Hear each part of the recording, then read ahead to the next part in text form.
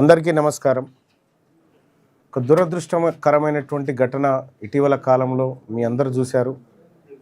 మన బీసీల ఆత్మగౌరవం కోసం బీసీలకు అధికారం రావాలి, బీసీలకు అన్ని రంగాల్లో వాటా దక్కాలనేటువంటి లక్ష్యంతో సాయి ఈశ్వరాచారి ఇదే మా ఆఫీస్ కార్యాలయం ముంగట ఆత్మ బలిదానానికి పాల్పడ్డటువంటి మొట్టమొదటి బీసీ ఉద్యమ అమరవీరుడు.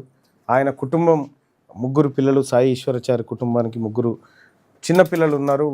వారి తల్లిగారు, వారి సతీమణి, ఆ తర్వాత వాళ్ళ బ్రదర్, వీళ్ళు అందరు కూడా ఉన్నారు. ఈ బీసీ ఉద్యమంలో ఇలాంటి ఘటన జరగాల్సింది కాదు. దానికి అన్ని పక్షాలు, అన్ని రాజకీయ పార్టీలు, మాలాంటి నాయకులందరూ కూడా బాధ్యత వహించాల్సింది అనేటువంటి మాటను గతంలోనే చెప్పడం జరిగింది.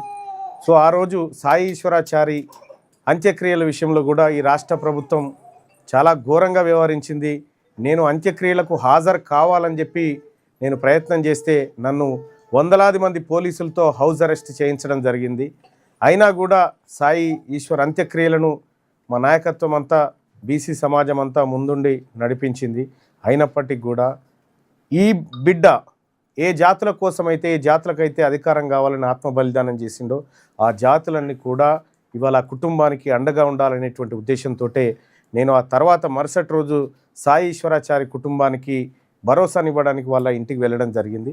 ఇంటికి వెళ్ళినటువంటి సందర్భంలోనే మేము కొన్ని డిమాండ్స్ ప్రభుత్వాన్ని చేసినాం. ఆ తర్వాత మేము కూడా స్వయంగా తెలంగాణ రాజ్యాధికార పార్టీ నుంచి ఈ కుటుంబానికి ముగ్గురు పిల్లలకు 5 లక్షల రూపాయలు డిపాజిట్ చేయబోతా ఉన్నాం వాళ్ళకి. తద్వారా వాళ్ళు మేజర్ అయ్యే వరకు కనీసం పెద్ద మొత్తంలో వీళ్ళకు డబ్బులు అందితే ఈ కుటుంబానికి భరోసా ఉంటుందనేటువంటి ఉద్దేశంతో తెలంగాణ రాజ్యాధికార పార్టీ ఈ కుటుంబానికి 15 లక్షల రూపాయల ఆర్థిక సాయం చేయాలని చెప్పి నిర్ణయం తీసుకున్నటువంటి సందర్భం మీ అందరికీ తెలిసిందే. ఆ రోజు మాట ఇచ్చాం, ఈరోజు ఆ మాట నిలబెట్టుకుంటా ఉన్నాం. సో ఇంతకాలం ఎందుకు అయింది మల్లన్న, ఎందుకు లేట్ అయింది మల్లన్న, ఆ రోజే ఇస్తా అన్నారు కదా అని చెప్పి చాలామంది డౌట్ రావచ్చు. కానీ ఈ పిల్లల పేరు మీద ఆధార్ కార్డులు, పిల్లల పేరు మీద మేము బ్యాంక్ అకౌంట్లు తయారు చేయడం చాలా ఆలస్యం జరిగింది. సో అక్కడి నుంచి కూడా ఆ కుటుంబం కూడా మాకు సహకరించింది ఆ చేసే క్రమంలో. సో ఆ చేస్తున్నటువంటి క్రమంలో ఇప్పటి వరకు అయింది కాబట్టి ఆ కుటుంబానికి ఇవాళ ఈరోజు సో వాస్తవానికి సాయి ఈశ్వరాచారి కనుక ఈరోజు ఉండినంటే చాలా ఆనందపడేటోడు. ఆయన మన మధ్య లేనందుకు మేము చింతిస్తూ ఉన్నాం. కానీ ఆ కుటుంబానికి మాత్రం ఖచ్చితంగా భవిష్యత్ తరాల్లో ఖచ్చితమైనటువంటి న్యాయాన్ని చేసి తీరుతామని చెప్పి భరోసా ఇస్తూ ఆ కుటుంబానికి ఈ ముగ్గురు పిల్లలకి 3 లక్షల చొప్పున 5 లక్షల చొప్పున. ఇక అమ్మా ఈమె కవిత, నీ ముగ్గురు పిల్లలకు వచ్చి నేను మాట ఇచ్చిన, ఇగో చెల్లె నేనున్న మీ కుటుంబానికి అండగా అని చెప్పిన ఆ రోజు. ఇగో కృప, ఎవరు కృప ఈ చిన్న బిడ్డ కోసం 5 లక్షలు చెక్ ఇస్తున్న తల్లి.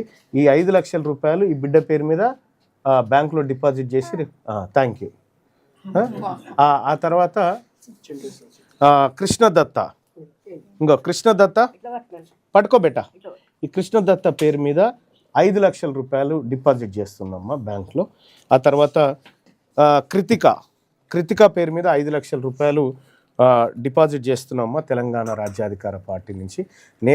ఆ రోజు మాట ఇచ్చాను మీ కుటుంబానికి, ఈరోజు నేను నిలబెట్టుకుంటా ఉన్నాను. మీ భర్తను కానీ మీ కొడుకును కానీ నేను తిరిగి తీసుకురాలేనేమో, కానీ ఆయన ఉంటే మీ కుటుంబాన్ని ఎంత చక్కగా చూసుకుంటాడో తెలంగాణ రాజ్యంలో ఉన్నటువంటి బీసీలమందరం మీ కుటుంబం అంతే సంతోషంగా ఉండాలని కోరుకుంటా ఉన్నాం తల్లి. ఖచ్చితంగా మీ కుటుంబానికి జరిగినటువంటి అన్యాయం ఏ కుటుంబానికి జరగకూడదు, దానికి మేమందరం కూడా బాధ్యత వహిస్తూ ఉన్నాం తల్లి. సో జీవితంలో ఏ కష్టం వచ్చినా కూడా మేము అండగా నిలబడతామని చెప్పి మీ కుటుంబాన్ని ప్రాధేయపడుతూ చెప్తా ఉన్నాం. ఇది ముమ్మాటికి మా బీసీ నాయకత్వం అంతా చేసినటువంటి మూకుమ్మడి తప్పు. అందులో మేమందరం కూడా భాగస్వామ్యులమే. ప్రభుత్వం హామీ ఇస్తా అని మోసం చేసినటువంటి ప్రభుత్వం ఏదైతే ఉందో మీ కుటుంబానికి అన్యాయం చేయడం జరిగింది. ఖచ్చితంగా భవిష్యత్తులో తెలంగాణ రాష్ట్రంలో సాయి ఈశ్వరాచారికి సంబంధించిన ప్రభుత్వం అధికారంలోకి వస్తుంది. ఆ రోజు సగర్వంగా మీ కుటుంబాన్ని అత్యంత ఎత్తులో నిలబెట్టేటువంటి ప్రయత్నం ఖచ్చితంగా చేస్తాం తల్లి. మీ కుటుంబానికి అండగా నిలబడతాం. మీ ముగ్గురు పిల్లలకు మంచి భవిష్యత్తు ఉండాలనేటువంటి ఉద్దేశంతో ఈ కార్యక్రమాన్ని చేస్తూ ఉన్నాం తల్లి. సో మేము ఏదైతే మాట ఇచ్చామో ఆ మాటను నిలబెట్టుకుంటున్నాం తల్లి. Thank you.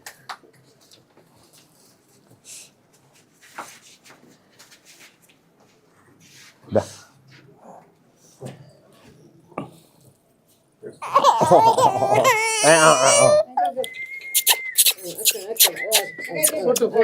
ఇక ఇక ఇక ఇక ఇక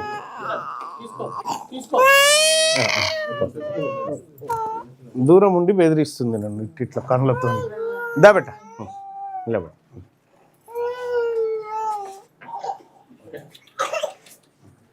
థ్యాంక్ యూ అమ్మ. వాళ్ళతో ఏమన్నా మాట్లాడిస్తాం వాళ్ళ బ్రదర్. నువ్వు చెప్పు. యోగేష్ కదా, నందీష్. సారీ, పట్టుకోనన్నా ఇట్లా ఇట్లా అన్న పక్క ఇట్రా.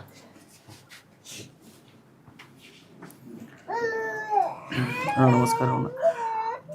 అయితే ఆ రోజు అన్న ఘటన అయినాక, అన్న కార్యక్రమం అయిన తర్వాత అన్నగారు ఆ రోజు ఇంటికి వచ్చి మాకు అండగా ఉంటామని హామీ ఇచ్చారు. దాంతోనే ఈరోజు పిల్లలకి కూడా 5 లక్షల చొప్పున 3 పిల్లలకి సహాయం చేయడం జరిగింది. సో అన్న అండగా ఉంటామని కూడా మాకు మాటిస్తున్నారు. సో థ్యాంక్ యూ అన్న. Thank you thank you. మా ఫ్యామిలీ ఎప్పటికీ మిమ్మల్ని గుర్తుపెట్టుకుంటామన్న. Thank you. అలాగే కవిత గారితో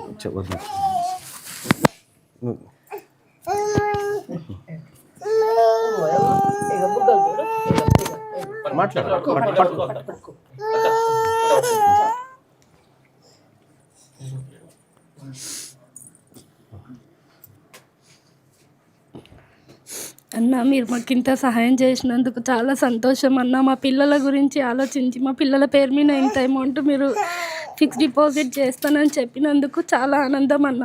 మా హస్బెండ్ ఇప్పుడు బీసీ ఉద్యోగం గురించి అయినా చనిపోయిండు, కానీ ఇప్పుడు ఆ బీసీ ఉద్యోగం కూడా అట్లాగే గెలిపియాలన్నా. మీరు ఆయన ఆశయం మాత్రం నెరవేర్చండి అన్న. అదొక్కటి నెరవేరాలన్నా, అంతే. తప్పకుండా అమ్మ మాట్లాడుతుంది. వద్దులే వద్దులే వద్దులే. రైట్. అది విషయం ఏంటంటే అమ్మా, మాకు తెలియకుండానే ఇక్కడికి మీరు రావడము, మేము సాయం చేయడము, తద్వారా ఆయన రావడము. ఆ రోజు నేను ఉంటే ఏమైనా నాకేమైనా చెప్పుకునేవాడేమో, కానీ నేను లేకుండా బయట జరిగింది ఆ కార్యక్రమం. సరే, అయినప్పటికీ కూడా ఏదేమైనా మేము ఖచ్చితంగా బీసీ బిడ్డలుగా, మీరంతా మా బంధువులుగా, మేమందరం కూడా మీ కుటుంబానికి అండగా నిలబడతాం. మా బాధ్యత తీరిపోయింది అనుకోవట్లేదమ్మా. మా బాధ్యత ప్రారంభమైంది. మా బాధ్యత ప్రారంభమైంది. తప్పకుండా మేమున్నాం తల్లి, మేమందరం ఉన్నాం. ఏం కంగారు పడక చెల్లె. మీ కుటుంబం మంచిగా ఉండాలి, నీ పిల్లలు గొప్పగా ఎదిగేలా మా వంతు ప్రయత్నం చేస్తామమ్మా. థ్యాంక్ యూ తల్లి. Thank you.